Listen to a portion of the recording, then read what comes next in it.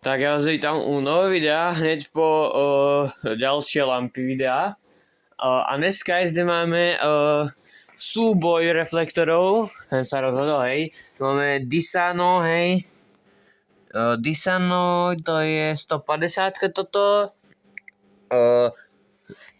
Metal halogenit. A vedľa toho máme 1000-ovku klasickú proste žerovkovú verziu, hej, tak necháme rozsvietiť Disana a potom si teda ukážeme, ako nám svietia Disano 150 versus teda 1000-ovka, to je také krátke video toto bude. Tak Disano už nám dosť ako svieti. Ja si to dám normálne ako takto, lebo to je fakt ako šajná, ako hovado, hej. Vidieť, že to proste nesvietí úplne doplné.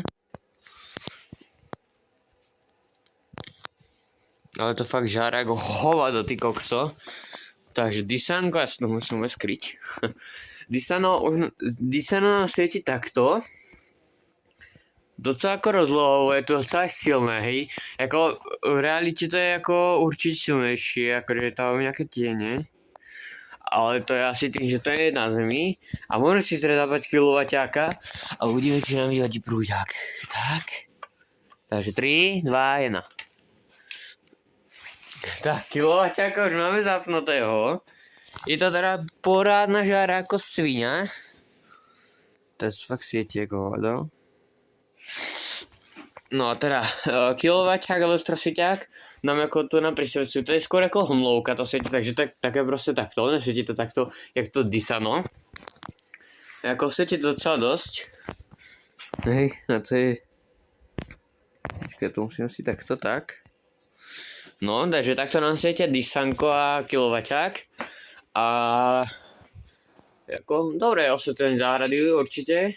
Doporučujem, vidíte, proste krásne nastoli. A poďte si sem zhasnúť tieto dva exponáty. Tak, zhasíname za 3, 2, 1.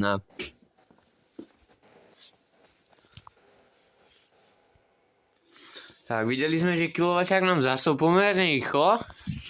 Toto máme už dosť teplé. Nej. Takže toto je 150, hej, vidieť, že ten ešte len tam, hej, že to ešte svieti. Ja zažnem, počkať. Hej, takže Disano 150, môžeme si aj tieto pozažínať, pardon. Takže videli sme, že Disano sa veľmi osvedčilo.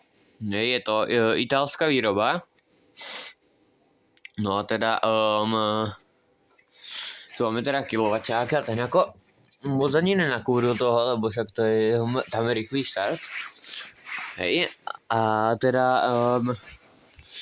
takto teraz svietilo Disano, hej, aby som vám to ešte ukázal takto krásne, ten štíteček. Hej, tu máte vlastne verzie. Tu máte vlastne verzie takéto. Hej, 70 W. Ja mám najsilnejšiu, hej, tu máte ako E27, čo ako by som tiež chcel, to je asi nejaký taký. Ja neviem, jak je tu vyriešená výbojka, ale to je asi nejaký nižší. Tu je 70, to je asi tiež takéto isté veľkostné, ale je to proste menšie táto ona, tá svetelná vlastne táto baňka. Toto je menšie.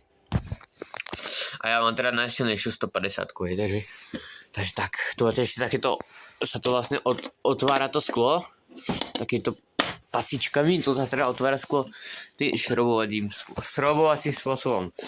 Môžeme ešte ukázať novú lampus. Tak to máme Astričku, hej. Ako to máme, tak sa to krásne dá otvoriť. Hej, počkať. Vidíte, krásne si vývoječko, sa je inak na plošine do pindy, ale stojíme ešte. Proste zavrete, hej. Tu si zaklapnete. Takže to ide, ale to je jedno. Hej, proste takáto fajnovica. Hej, no ja som tak navaril stĺpik vlastne o toto. A drží to ako pomerne dobre, hej. Neviete ste proste hýbať. Ako samozrejme s lampou viem hýbať, ale to není na hýbanie. Je na výstavku. No takže ja som viac si akože dal takto, že aby bolo akože svietilo tak, akože viac. Hej, takže keď proste tu nám bude bazén, tak bude krásne vidieť. A to je ako aj výstavný kúsek, hej, na leto. Na skupinu, hej, môžete sa ísť pozrieť. Na Facebooku je skupina, že výstava pouličných lamp, alebo niečo také, múzeum pouličných lamp. A vlastne tam sa dá vlastne no vlastne dohodneme sa súkromno vlastne v správach, že kedy by ste mohli prísť, hej, a kúknem do termínu, či tam volá čo je. Vstupné je teda 2 eurá, hej, na 4 osoby. Takže keď je proste rodina kúkať, hej, na jedného človeka je euro vstupné. Budú to akože ešte také cedulečky s popiskami, hej, že koľko to je, kedy bola vyrobená tak. Hovorím to tiež môjim otišti do pindy. Je toto název. Takže tu budú ako také nápisy, hej, lampy budú všetky svietiť, takže si môžete krásne obhliadnúť, ako taká lampa svieti, môžete si aj pochytať, hej, zakázať chytať nebude. A teda tu budú taktiež popisky, tento vypínač to bude zakryté, aby to ľudia proste nevypínali. A ja tu ako ako pôjde znižiť, tam pôjdem urezať troška stupu, tuto urežem, aby bola v tej výške niečo ako gula. To je výnimka. Takže tu bude teda Malaga, tu taktiež budú popisky. A samozrejme pri kole budú popisky. Že kole more. Nepáčim, ty svine. Takže aj tu budú samozrejme popisky, hej, taktiež bude svietiť. No a bude to samozrejme aj ja, hej. Že budete ma môcť kúknúť, pozrieť, pokecať. Bude samozrejme aj AEGčko, aj táto sviň. Tu samozrejme mať tu na popisek, takže vy budete si môcť prečítať o tej lampe. No a teda tu máme ešte mesíčko, tu bude taktiež popisky tu na, alebo tu nadáme. Tuto. Tu bude taktiež popisky, to taktiež mesko bude svietiť, ešte zháňam plexi. Teda sklo, pardon. A ešte pribudne jedna lampa. Tá lampa pôjde sem. Lampa bude sem. To bude vlastne 150 alebo tam vode. A to bude vlastne svietiť tu na.